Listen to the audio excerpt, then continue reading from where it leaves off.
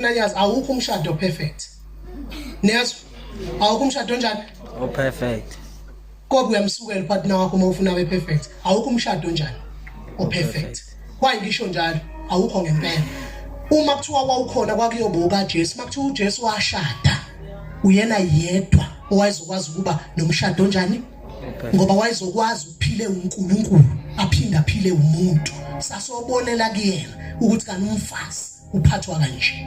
Ngoba akufani kuGenesis uAdam mayeva ukuthi leli ithambo lamathambo kwaphela lapha indaba yethambo lamathambo andaliphinde libe khona ngoba lakhiwe.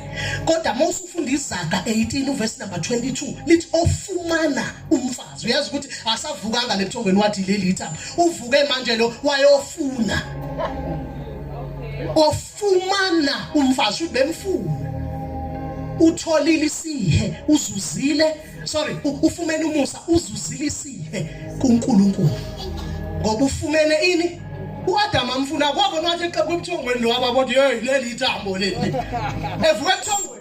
Yes. Ayibonge Nkosi. Amen. Evuka kuphi bazalwane?